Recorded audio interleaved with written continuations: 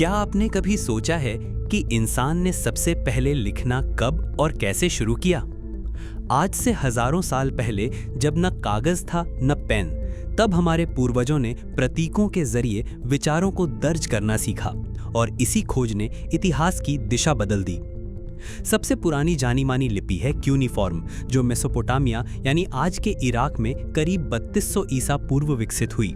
इसकी जड़ें और भी पुरानी हैं। लगभग 8000 ईसा पूर्व लोग मिट्टी के टोकन का इस्तेमाल अनाज, पशुओं और सामान का हिसाब रखने के लिए करते थे।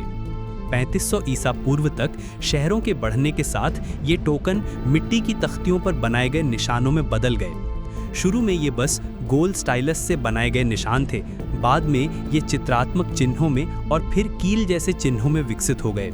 इसी वजह से इसे क्यूनिफॉर्म यानी कीलाकार कहा जाता है। पहले इसका इस्तेमाल सिर्फ हिसाब किताब के लिए होता था, लेकिन धीरे धीरे ये एक पूरी भाषा को लिखने वाला तंत्र बन गया।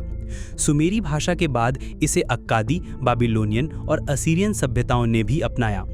क्यूनिफॉर्म का इस्तेमाल लगभग 3000 साल तक चलता रहा।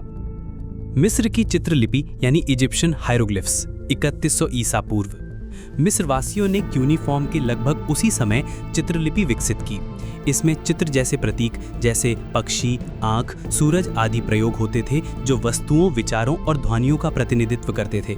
ये लिपि मुख्य रूप से मंदिरों की दीवारों, समाधियों और धार्मिक ग्रंथों में प्रयोग होती थी। मिस्र की लिखावट धीरे धीरे हाइलेटिक यानी तेज लिखी जाने वाली शैली में और बाद में डेमोटिक शैली में बदली। रोजेटा स्टोन, जो कि 1799 में मिला, उसकी मदद से इस लिपि को पढ़ना संभव हुआ। सिंधु लिपि यानी इंडस स्क्रिप्ट 2600 ईसा पूर्व।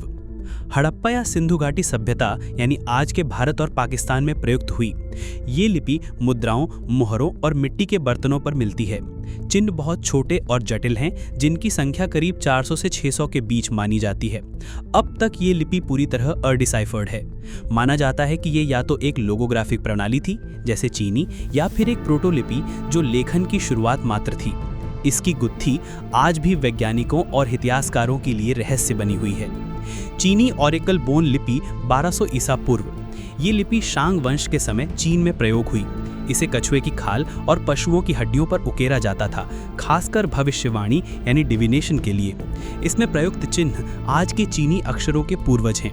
इसकी खासियत ये है कि लगभग 3000 साल पुरानी होने के बावजूद आधुनिक चीनी लिपि में इसके कई रूप आज भी पहचान में आते हैं। ये दुनिया की लगातार उपयोग में रही सबसे पुरानी लेखन परंपराओं में से एक है। ब्राह्मी लिपि 500 ईसा पूर्व। भारत की सबसे प्राचीन और महत्वपूर्ण लिपियों में से एक। इसे सम्राट अशोक के शिलालेखों में 3री शताब्दी ईसा पूर्व में प्रमुख रूप से देखा गया। अधिकांश विद्वान मानते हैं कि ब्राह्मी ही देवनागरी, तमिल, कन्नड़, बंगाली, गुजराती, तेलुगु, सिंहला, तिब्बती जैसी सैकड़ों आधुनिक एशियाई लिपियों की मूल जननी है। ये एक अबोगिदा प्रणाली थी, यानी व्यंजन में एक मूल स्वर निहित होता है जिसे चिन्हों से बदला जा सकता है। ब्राह्मी का विकास भारतीय उपमहाद्वीप में भाषा, धर्म और संस्कृति के प्रसार के लिए बेहद अहम साबित हुआ। क्यूनिफॉर्म ने शुरुआत करी, मिस्र ने चित्रों से विचारों को सजाया, सिंधु लिपि आज भी एक रहस्य है, चीन ने निरंतरता बनाए रखी और भारत की ब्राह्मी ने पूरी एशिया को अपनी संतान लिपियां दी। यही हैं वो शुरुआती कदम जिन्होंने मानव सभ्यता को मौखिक परंपरा से लिखित इतिहास की ओर बढ़ाया। लगभग 0 से 200 ईस्वी। इस समय ग्रीक और लैटिन लिपियां यूरोप में मजबूती से स्थापित हो गईं। ग्रीक लिपि ये फिनीशियन लिपि से विकसित हुई थी। ग्रीक ने पहली बार स्वरों को शामिल करने की परंपरा शुरू की, जो आज की सभी आधुनिक अल्फाबेटिक लिपियों की सबसे बड़ी खासियत है। इससे दर्शन, गणित और विज्ञान के ग्रंथ लिखे गए, जैसे प्लेटो, अरस्तु और यूक्लिड की रचनाएं। लैटिन लिपि ये एट्रस्कन लिपि से निकली और रोमन साम्राज्य की आधिकारिक लिपि बनी। रोमन साम्राज्य के विस्तार के साथ लैटिन लिपि पूरे यूरोप में फैल गई।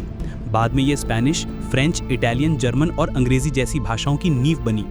आज लैटिन लिपि दुनिया में सबसे ज्यादा इस्तेमाल की जाने वाली लिपि है। 0 से 200 ईस्वी के बीच ग्रीक और लैटिन लिपियां फैल गईं। ग्रीक लिपि ने पहली बार स्वरों को शामिल किया और दर्शन, गणित और विज्ञान के ग्रंथ लिखे गए।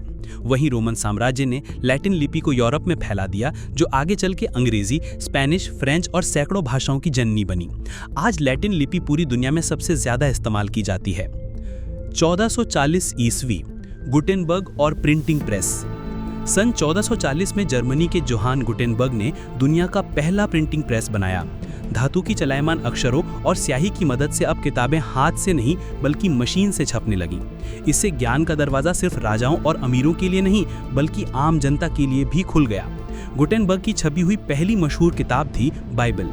ये आविष्कार मानव इतिहास का मोड़ साबित हुआ, जिसने पुनर्जागरण, विज्ञान और आधुनिक शिक्षा को जन्म दिया।